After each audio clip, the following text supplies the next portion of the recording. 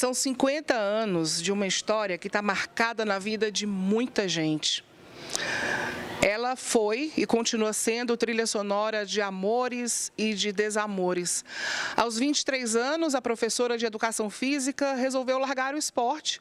Ela também era jogadora de basquete, para se dedicar à música. Bom, a gente que é fã agradece essa decisão. A música precisava de Simone. Só que ela, por outro lado, nunca precisou de sobrenome. Simone é Simone. E isso basta.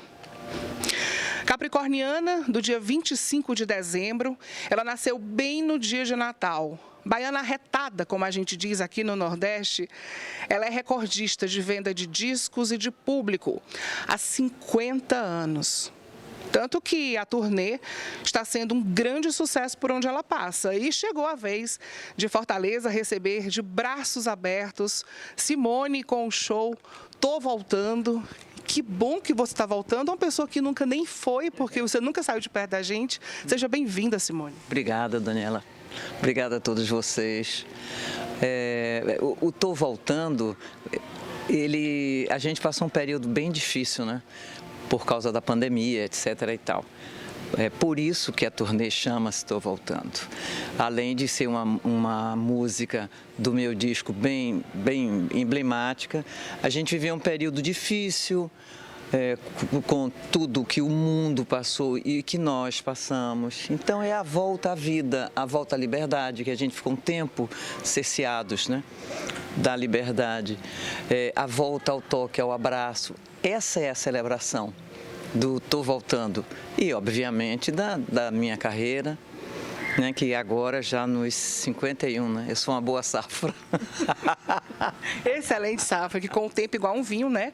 Vai ficando melhor. Excelente safra.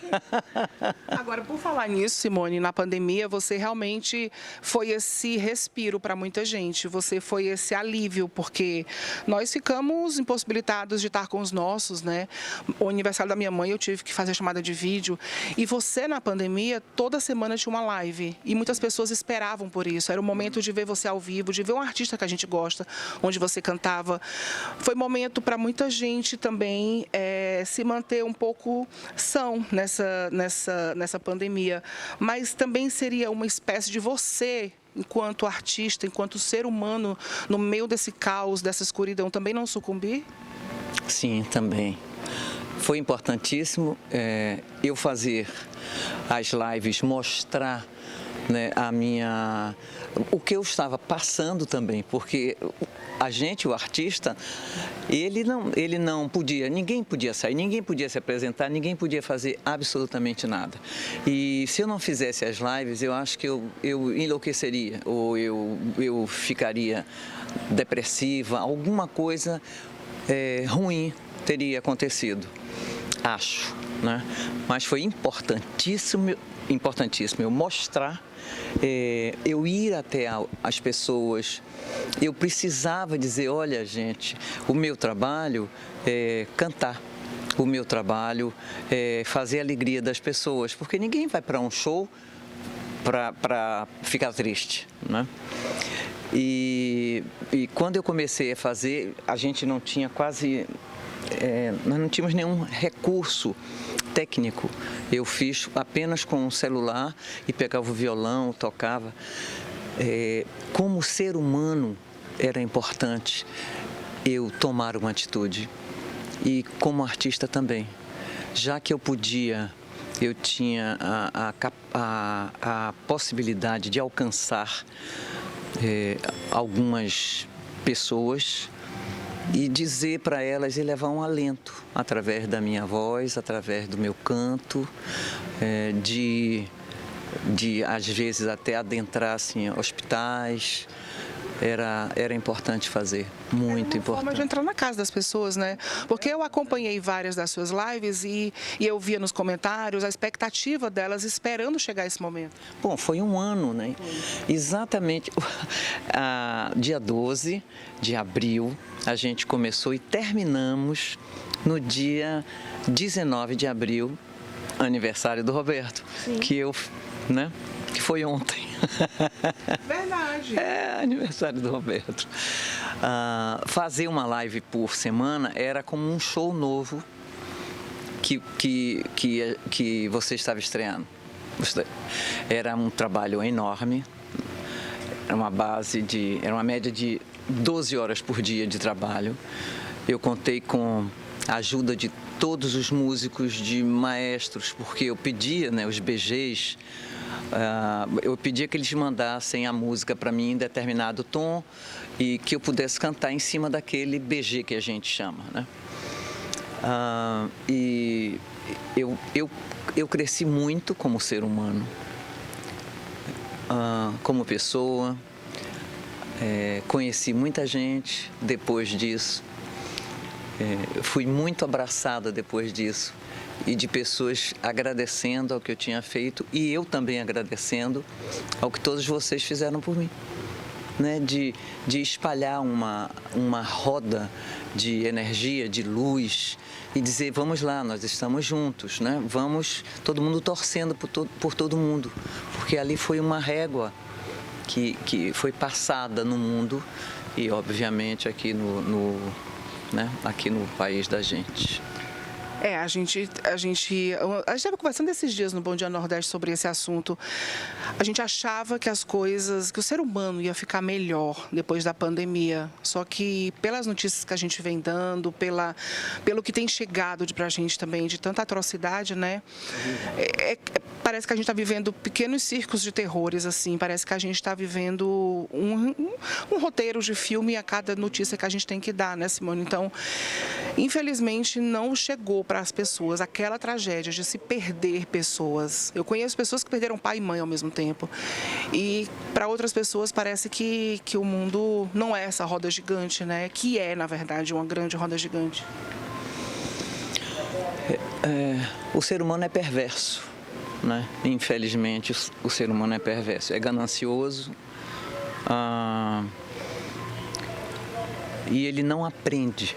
Ele acha que aquilo passou, aquilo pode voltar coisa pior. Está nele o fato dele não trabalhar o amor dentro dele. A falta de punição que a gente tem, a falta de liderança que a gente tem. Eu não estou falando especificamente somente na política, dentro de casa também, dentro da família, né? Dos próprios amigos, de você aponta um erro, você não está sendo legal, né? Vamos conversar, você está errando, eu acho que você está errando nisso, você não está sendo, você não escuta. Tudo isso, e fora os exemplos que a gente tem de cima, não são bons para a nação. A falta de estudo é uma coisa latente no país. Se você não dá condições do seu povo ter mais possibilidade de aprender, de educar, de saber que de 1 mais 1 é sempre mais que 2, que você pode fazer possivelmente as coisas que você sonha em fazer, mas você não tem a base para aprender, que aí é falta de liderança, é falta de governo, porque tem épocas que tudo é prometido e depois tudo é negado. É uma pena, porque sempre é assim. Você não vê só atrocidades com as pessoas menos favorecidas, você também vê atrocidades com as pessoas que são mais esclarecidas, inclusive ricas. Lamentável isso. E quero dizer também a você que durante a pandemia eu perdi a minha irmã mais nova. Ela passou num sábado à noite e no domingo, 5 horas da tarde, eu estava fazendo uma live, inclusive para ela, né? É duro, foi muito duro. Aprendi muito e espero que, como você falou, infelizmente as pessoas não aprendem, né? Acham que nada vai acontecer com elas, só com os outros, né? e uma hora a casa cai. Eu acredito muito na força divina, eu acredito muito na justiça divina. A gente não pode viver uma coisa que a gente está vivendo no mundo, na Terra, e não ter um ajuste de contas em algum momento. Isso é verdade. Agora, Simone, por falar em vida, em história, eu estava pensando a tua trajetória, né? Os teus 50 anos de carreira, 51 anos de carreira. Boa safra. Boa safra. Esses teus 51 anos de carreira, essa tua história, quando tu olha para trás, o que é que passa na tua cabeça quando tu vê aquela menina de 23 anos, amando o basquete, amando o esporte, mas avisando para os alunos, não sou mais professora de vocês porque a música estava te chamando também. E você ser essa pessoa que eu pude sentir, quando eu falei na rádio que eu não vou apresentar o programa porque eu vou entrevistar a Simone, o tanto de mensagem que eu recebi das pessoas, quando eu comentava com alguém, as pessoas falando, eu não acredito, a Simone, você gera uma comoção nas pessoas há tanto tempo. E a sensação que a gente tem é que você continua com o que eu acho básico para tudo. Com frio na barriga, com o respeito com o público, com aquela coisa de quem está começando há 50 anos. É verdade mesmo. Eu sou apaixonada pelo esporte até hoje. Acho que o esporte deveria ser matéria obrigatória na escola, desde o comecinho das crianças, em primário, até a hora que ele pode escolher que ele não quer. Mas o esporte deveria ser, porque o esporte educa, o esporte faz com que você saiba conviver em harmonia, em grupo, entender o lado do outro e saber que você não é a coisa principal daquele grupo. Você a melhor forma de trabalhar em equipe, né? É maravilhoso, não é maravilhoso. E eu tenho orgulho do que eu sou. Eu continuo sendo uma pessoa bem pé no chão. Capricorniana. Capricórnio, aquela cabrinha que vai. Mas a minha mãe dizia para mim assim, nós éramos 9 irmãos, né? Minha mãe dizia, primeiro, dignidade, caráter. São as duas coisas que vocês não podem, porque o caráter você vai formando, né? A dignidade ou você tem ou você batalha. Você não deixa os diabinhos. É que nem você deixar acho que é que nem você deixar um vício. Eu já nasci dessa maneira. Eu sou uma pessoa do bem. E eu tento me aprimorar cada vez mais, eu tento entender as pessoas que convivem comigo. Claro que eu tenho muitos defeitos, eu sou uma pessoa ansiosa, às vezes sou uma pessoa estourada, mas esses 2 conselhos da minha mãe, eles foram essenciais e fundamentais na vida da minha família. Nós somos e viemos de uma família bem tradicional, bem humilde. A gente não tinha refresco e meu pai fez com que todos nós estudássemos, tomássemos um rumo na vida.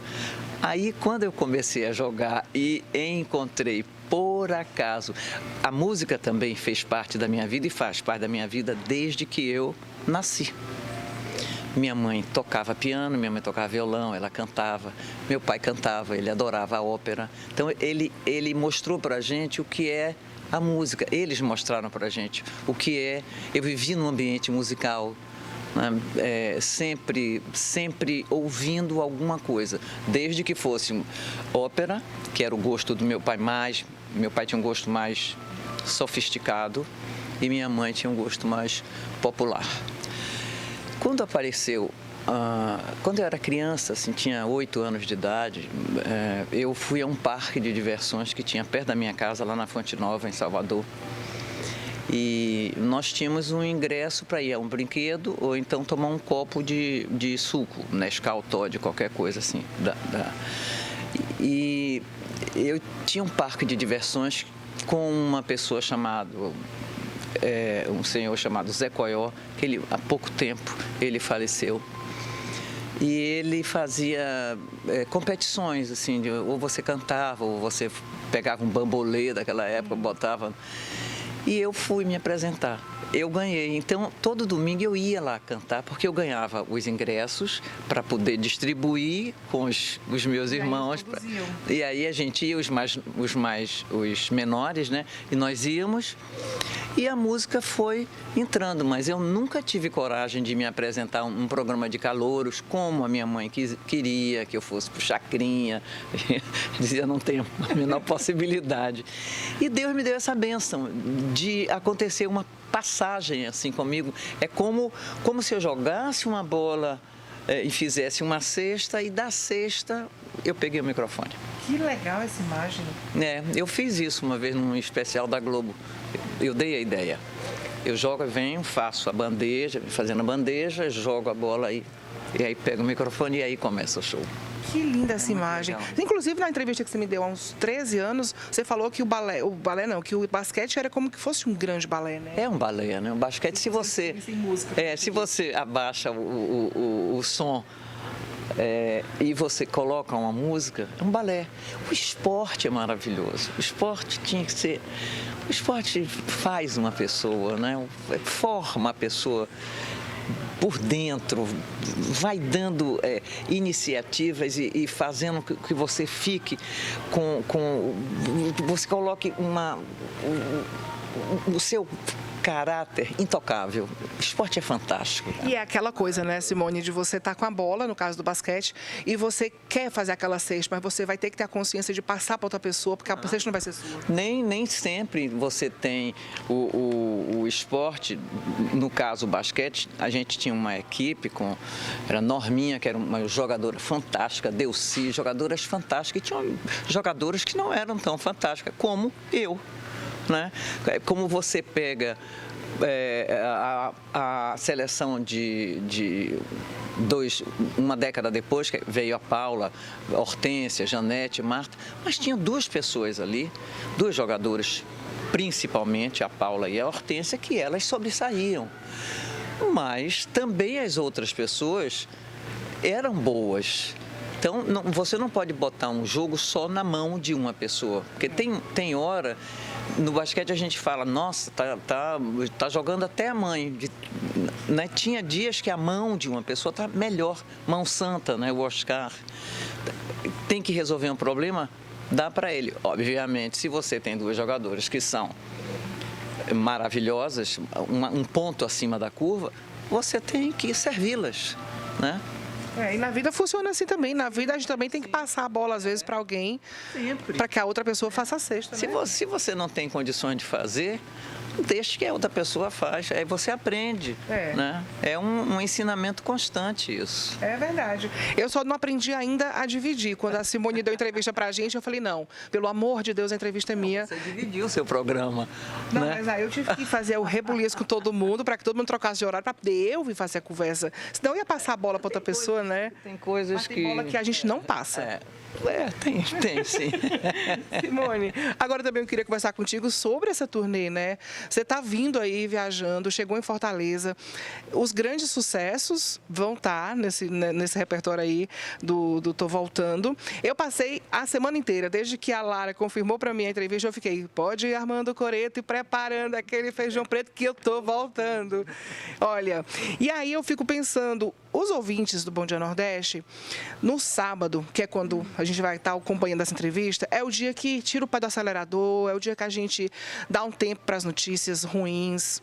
Eu procuro selecionar só notícias boas e tirar aquele tempinho de ouvir uma música. Então, no carro, a gente tem muito ouvinte caminhoneiro, tem muito ouvinte que está na cidade dirigindo, vindo da Bahia, passando por Minas. Então, assim, tem muita gente que leva a gente de carona pela Verdinha FM. Então, muita gente pede suas músicas, sempre. Todo sábado você é uma das artistas que as pessoas mais pedem para escutar. E aí eu fico pensando muito assim, é engraçado que as pessoas se relacionam contigo falando, eu quero ouvir Jura Secreta, da Simone, eu quero ouvir Toquitô, da Simone. Você tem a característica de carimbar as músicas. Você, com a sua interpretação, você carimba. E nem que o autor, nem que Gonzaguinha vá gravar, a música é tua. E é uma característica muito forte sua, né? Esta foi a nossa espinha dorsal para escolher o repertório do show. Ah, é? Porque muitas músicas quer dizer, a gente tem algumas músicas, né?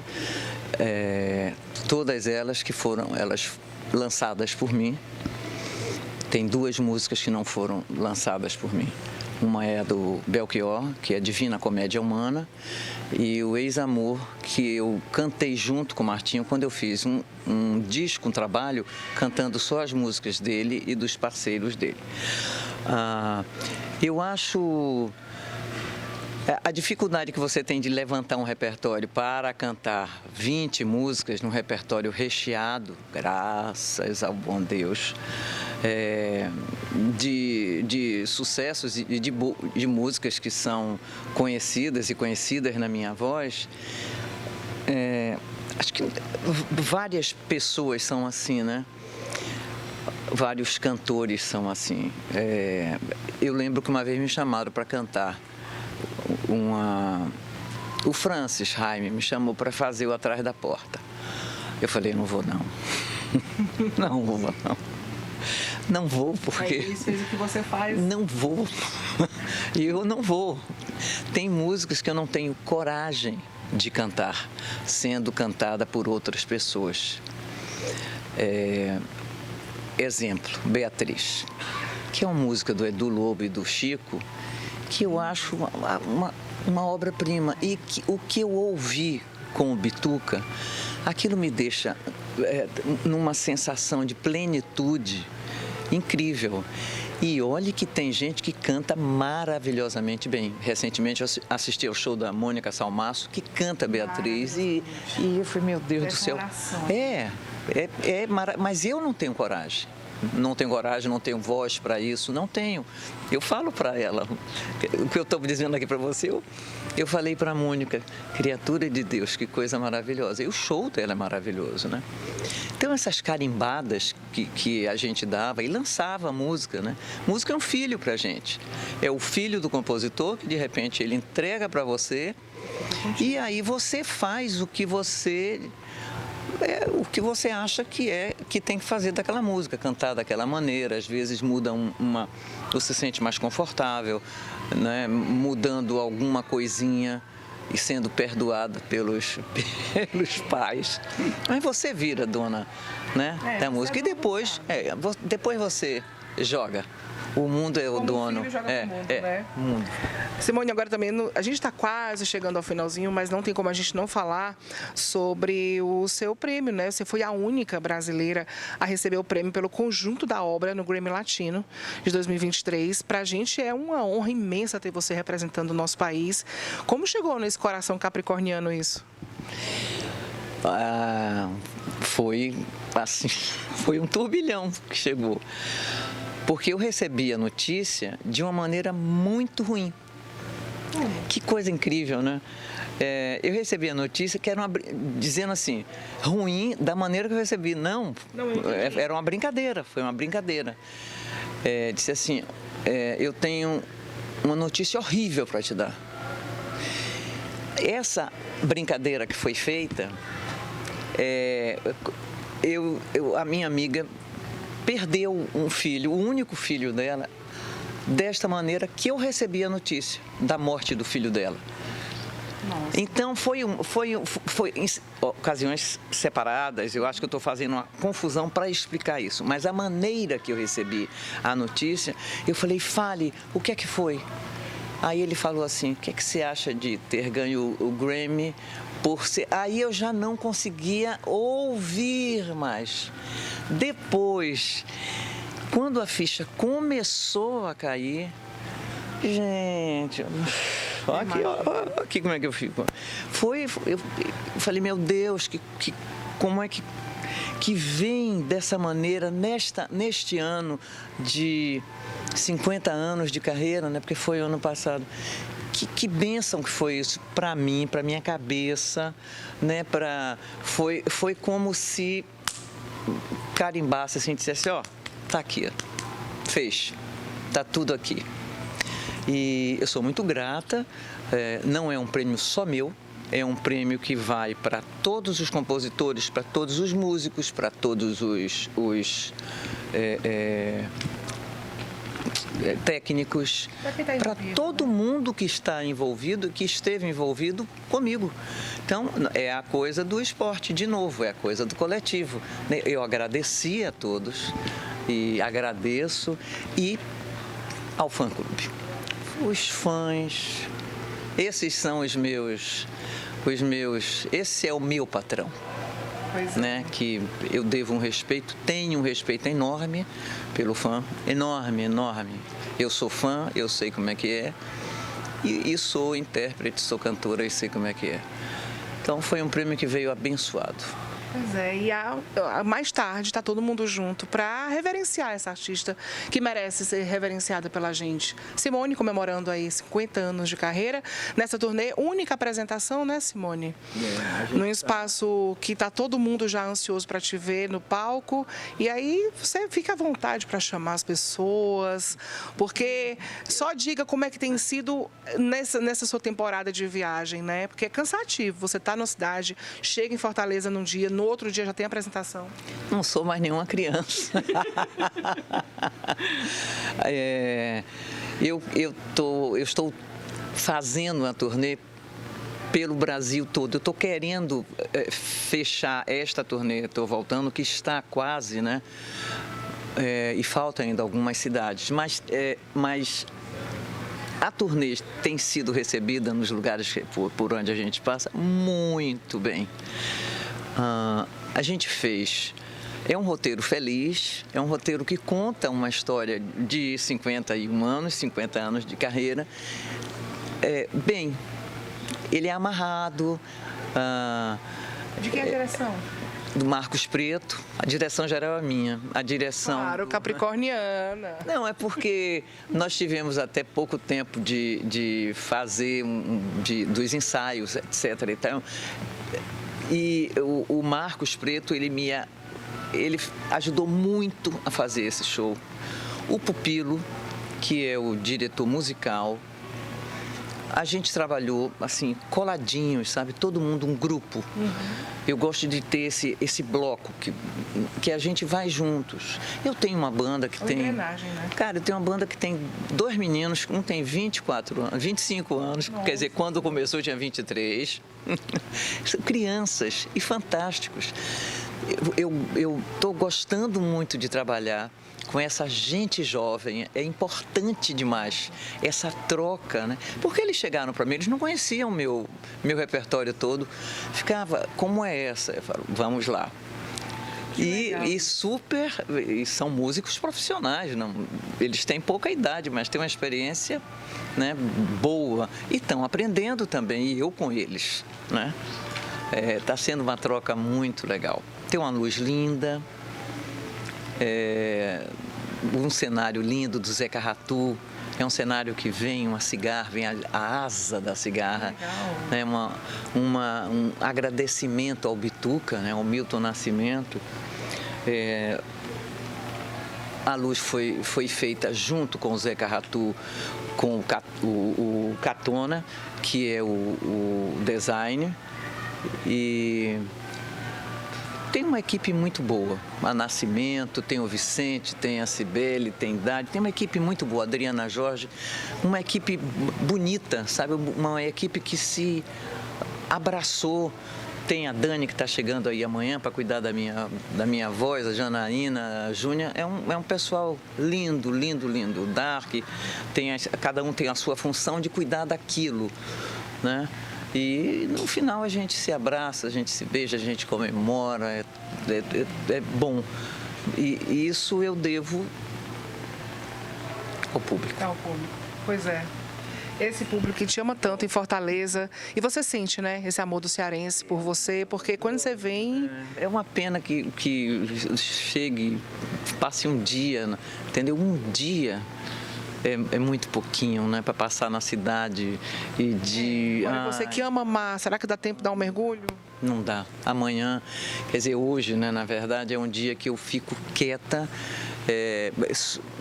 dedicada única e exclusivamente ao show, aos trabalhos que eu faço, né, com vocais, etc e tal, fonoaudiologia. Então eu prefiro à noite, aí eu saio. Aí eu não tenho mais compromisso, aí eu vou, saio para jantar, etc e tal. Mas no dia do show, não faço, eu fico quieta.